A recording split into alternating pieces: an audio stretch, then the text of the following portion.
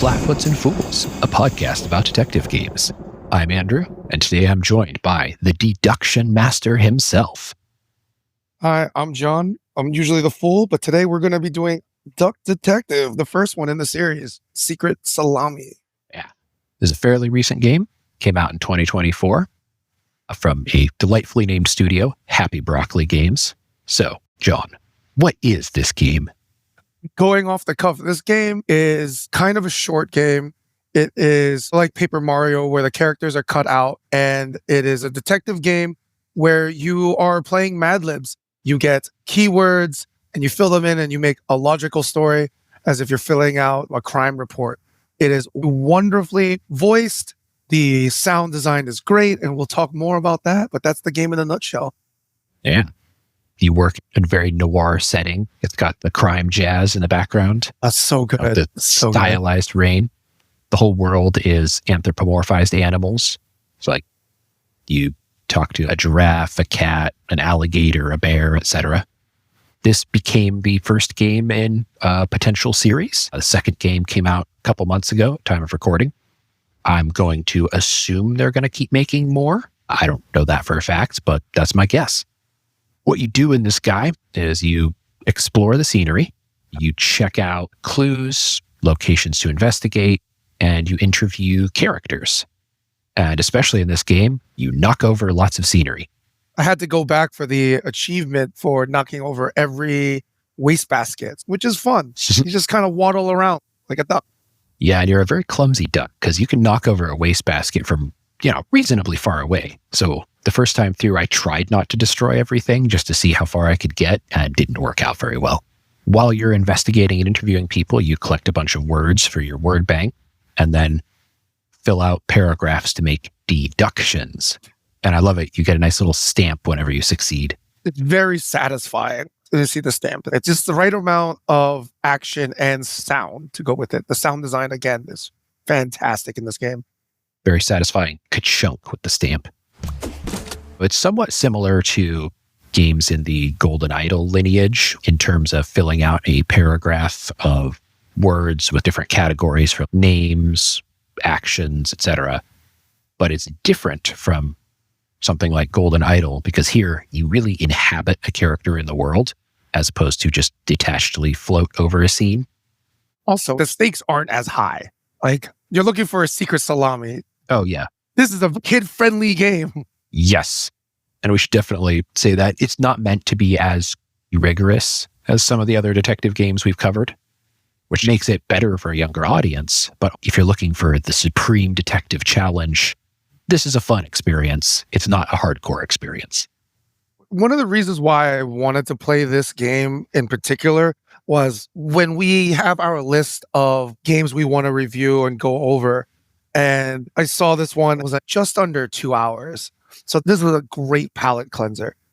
Yeah. And I think it has two modes, like easier and if you want to just go through the story much more quickly or not have to worry about the detective stuff as much, it's got an option for that as well. The plot moves forward because of your actions, which again is another contrast to other very static deduction games where, stuff is going to happen whether or not you're there, you're just chronicling it. Here, your actions cause characters to then do things. You are a meddler. Great setting. It's got a lot of humor. We should give a pun warning for this game. If you don't like puns, this game will punish you. Oh, God. Mm-hmm. But it's a very wholesome game. It's probably why everyone speaks so highly of it. It's lightweight. It's fun. It's happy. It's really wholesome. I'm really looking forward to playing the next game when I have the time. Is there anything else you want to touch on before the spoiler zone? Just to reiterate how good the voice acting is, it's very clear that they spent a lot of effort on that. And we'll talk about more of that at the end. All right. So we are going into the spoiler zone. Plot-wise, I really love the way this game escalates. Yeah. Because you start out, you're looking for somebody's stolen lunch. That's fine. Oh, you start out before that at the prologue. Oh, I forgot about the prologue. The prologue where your ex-wife takes all your money and you spend all of your money on bread because you have an addiction. Yes. Oh, so delicious. And you're sad because your wife left you and you're getting a divorce. Classic film noir vibes. Oh, yeah. So that's your first thing, is figuring out where all your money went. To bread. And then you get the job to go find someone's stolen lunch.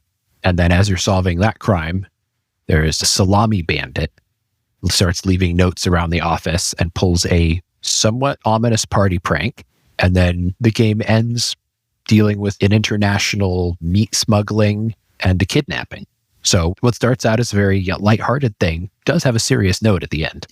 Yeah, they went hard at the end. They're like, you do some light kidnapping. What was the character's end game? Was it murder? This is about salami, man. Yeah, I think they panicked. I mean, it was one of those, like, my way of life is under threat. If this all comes out, somebody's threatening to talk.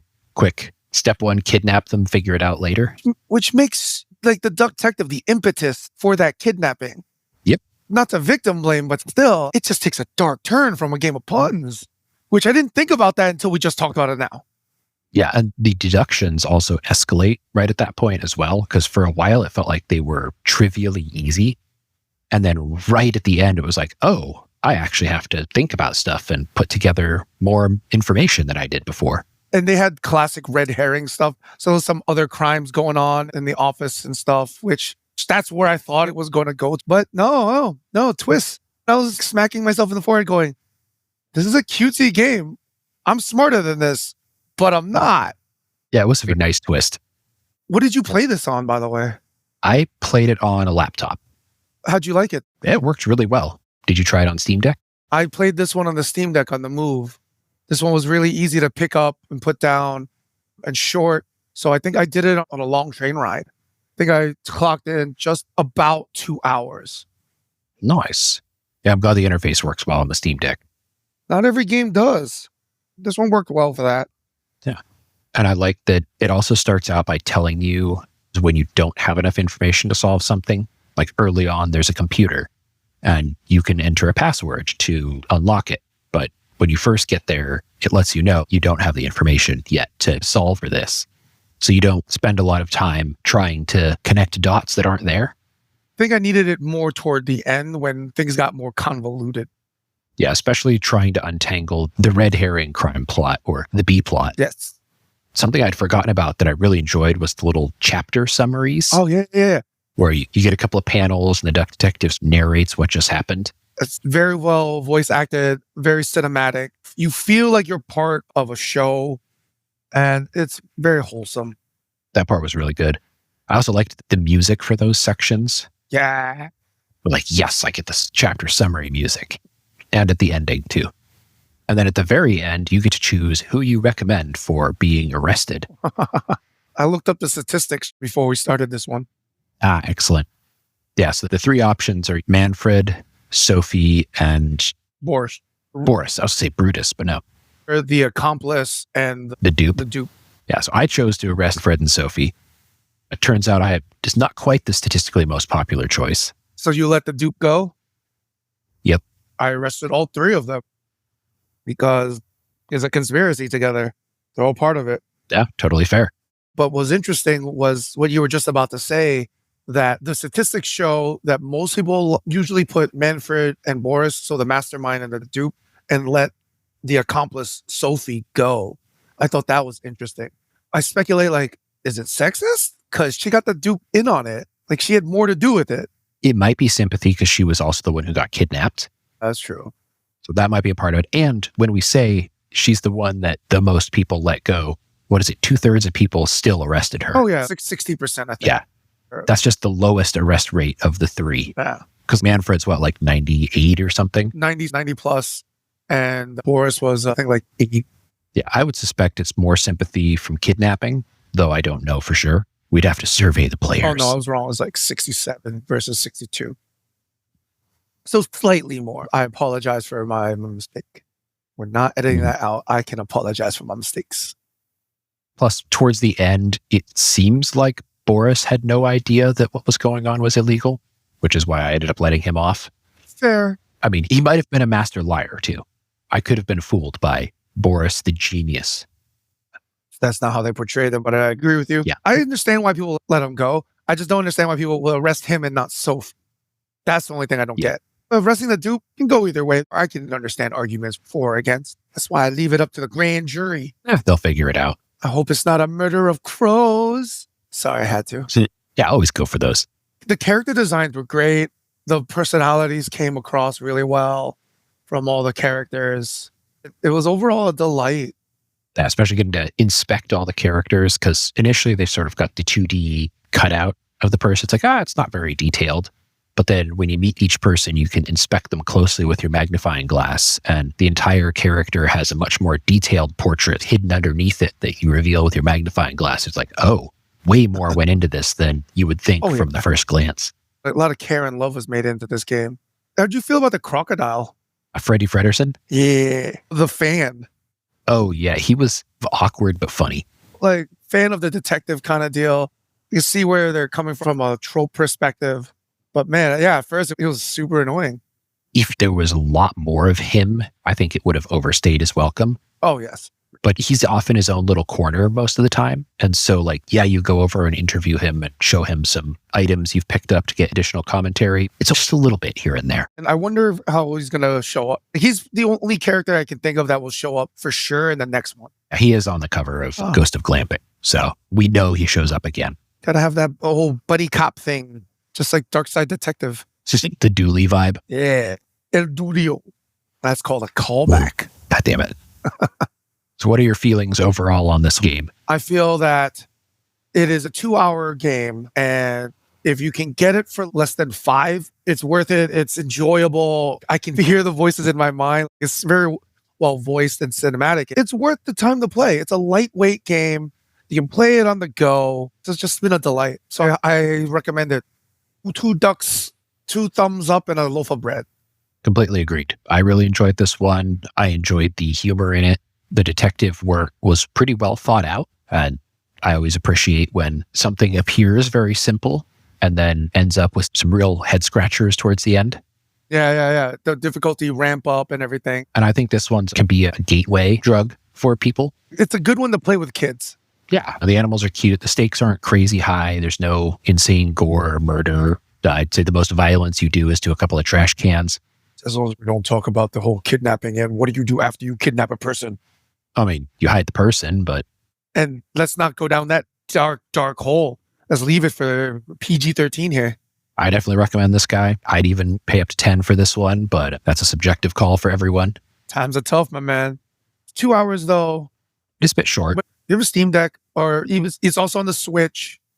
I highly recommend it. You have this on the go. And the plot summary is like, if you start the game and then go back to it a couple of days later, a couple of weeks later, it does a good job reminding you where you are. Yeah, the blocks you're filling out give you vague guidance on what's going on. It's not enough to spoil anything, but when you pick it back up again, you'd be like, oh yeah, this is what I was investigating. I can see I'm missing 5 out of 14 words. I know what I'm looking for. Whereas games we've reviewed in the past, such as Dark Side Detective, if you stop in the middle of a case and you come back a couple of days, couple of weeks later, you ain't going to remember anything. At least that game, you break it down to like cases, so it's manageable, but you don't remember anything, man. Yeah, this guy, it's split into chapters, so it's not exactly a case structure, but it's got some breathing points. And as I said, the summary is really good. They're fun. I really enjoyed it. Yeah. So we recommend this guy with 2 thumbs up and a loaf of bread. Gotta watch that bread, man. Bread makes you fat. You might get addicted. That was a Scott Pilgrim reference, in case anyone knew that. My final thing is I love the little loading screen duck facts. Weren't they like fake facts? Most of them were fake. Oh, yeah. I remember like looking at it going, man, if I was on a computer, I would have fact-checked it in between loading times. Nah, this can't be real.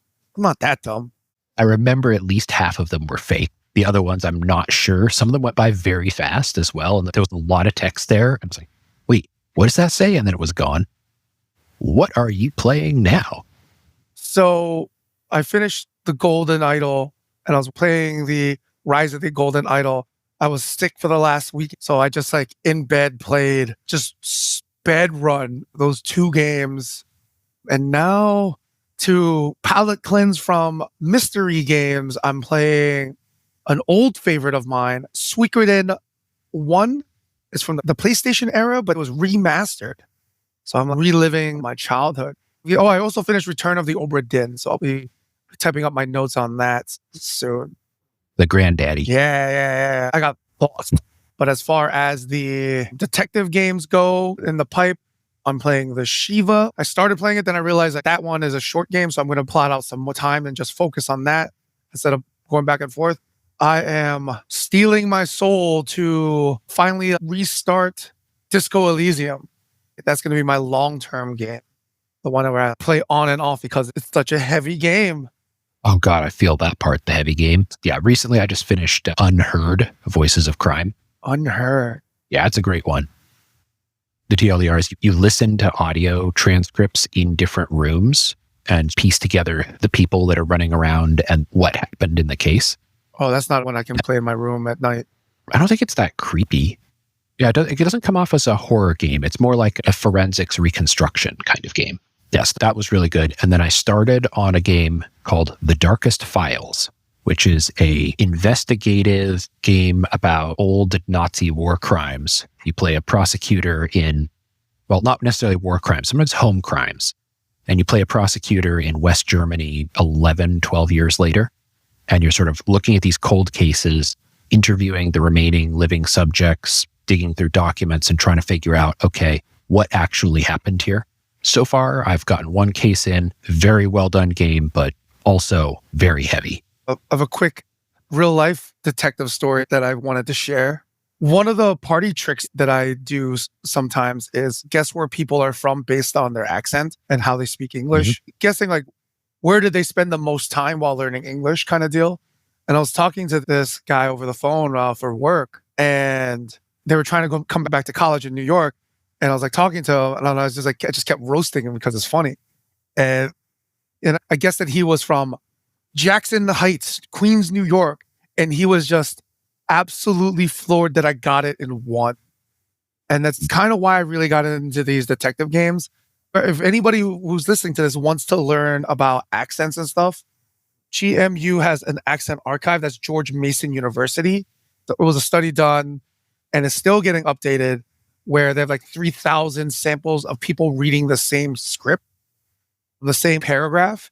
And I used to work nights to stay awake. I would just listen to all of these accents over and over again. So it's a fun trick, which is why I really enjoy the voice acting in a lot of these games. It just gives an extra flavor to the personalities. That is really helpful. Throw a link in the show notes. So that's what we've been up to. I think that about covers it for us today. Look forward to discussing the next couple of games we have in the pipeline. Keep your eyes open and keep searching, guys. All righty. Trying out new outros. Yeah, I kind of tripped on this one, but we'll clean up the bodies later. This episode is family friendly. No bodies in this episode. Fair enough. Good night. The podcast is edited by Peter Crevier. Podcast art is by Lolita Gross, and music by Antonic Music. You can find more information in the podcast description for all of those.